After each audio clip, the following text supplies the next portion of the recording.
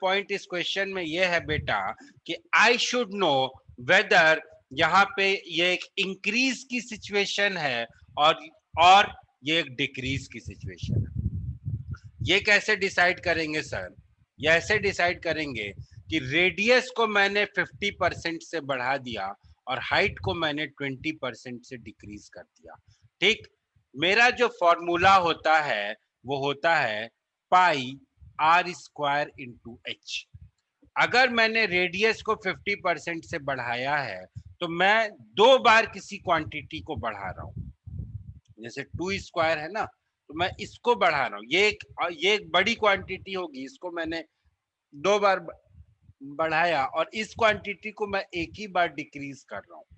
Plus जो मैं decrease कर रहा हूँ वो इंक्रीज जितना कर रहा हूँ उससे उससे ऑलरेडी कम है। So for on a safe side I can say that ultimately I will have an increased result.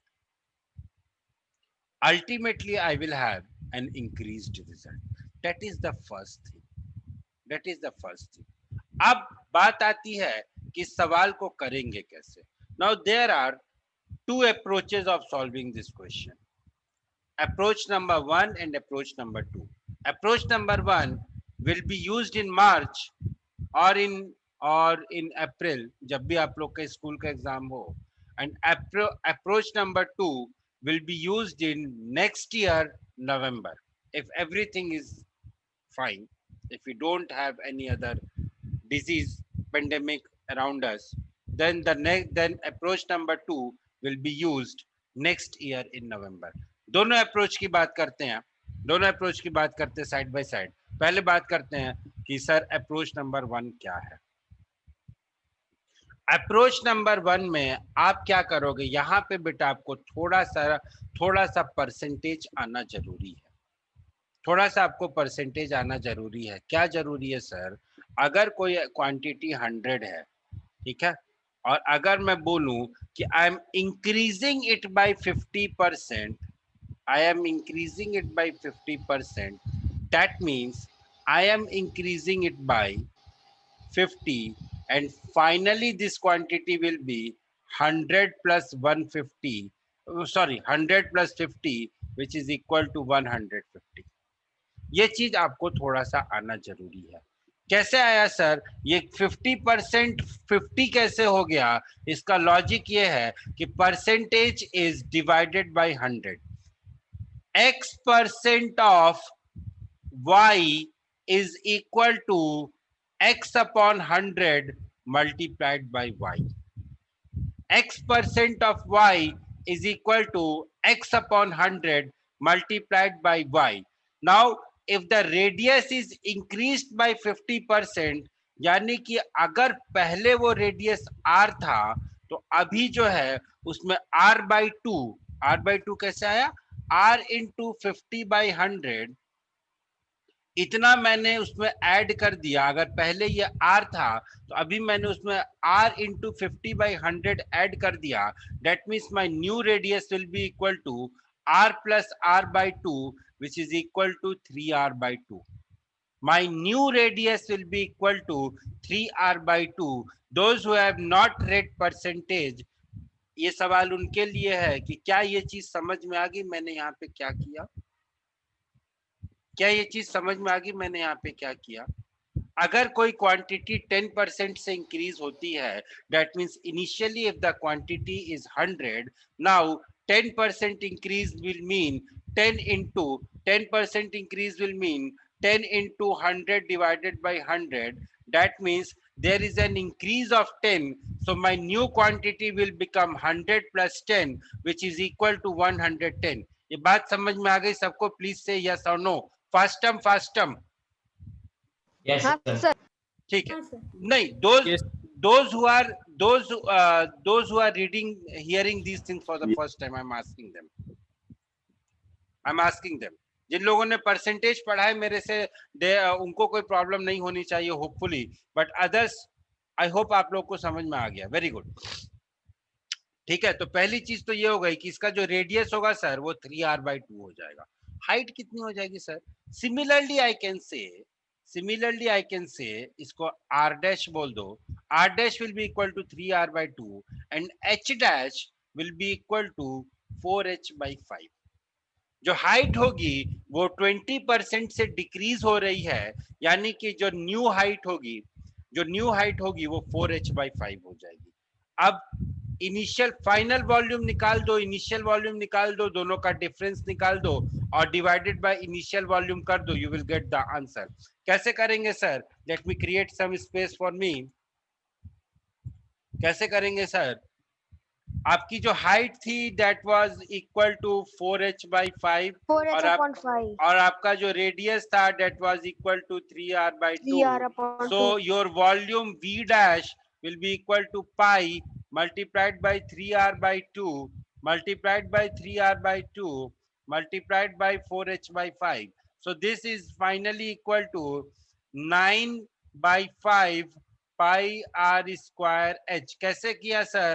2 से 4 को कैंसिल कर दिया, 3 into 3 9 हो गया और नीचे 5 हो गया, तो this will be equal to 9/5 multiplied by pi R square into H. इसको आप v डैश बोल लो या इसको आप vf भी बोल सकते हो, फाइनल वॉल्यूम.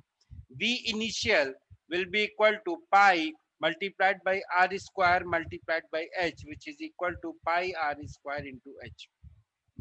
अब आपको परसेंटेज चेंज निकालना है. परसेंटेज चेंज मतलब vf minus vi divided by vi into 100. So it will be equal to vf minus vi upon vi multiplied by 100. So this will be equal to 9/5 minus 9/5 pi r square h minus pi r square h divided by pi r square h multiplied by 100. So अपन क्या करेंगे? This will be 9/5 minus 1 multiplied by pi r square h divided by pi r square h multiplied by 100. So this will get cancelled. So finally it will be 9/5 minus 1/5. अब 9/5 में से 1 को minus करूंगा तो this will become 4/5 multiplied by 100 which is equal to nothing but 80%. So there will be a net increase in the volume and the net increase will be equal to 80%. ठीक है sir?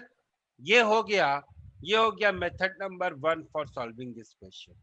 Method number 2, I am not satisfied with this method क्योंकि यहाँ पे बहुत सारे variables हैं, तो इस मेथड से जाऊंगा तो मुझे बहुत दिक्कत होगी, मुझे बहुत प्रॉब्लम होने वाली है. So I am not satisfied with this method.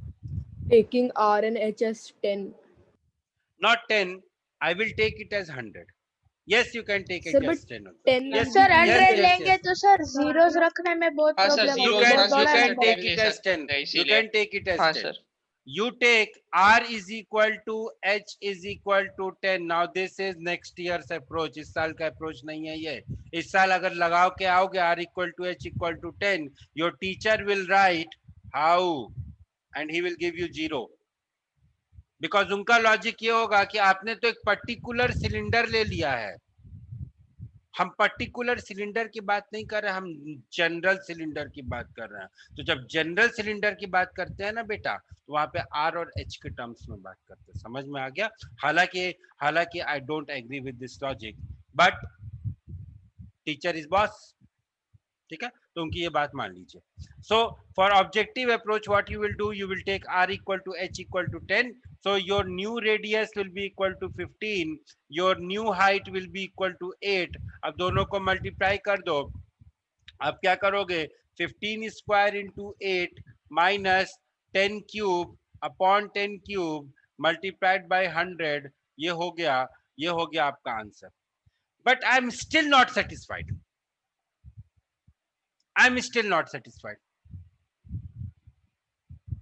ठीक है, अब सुनो तीसरा मेथड.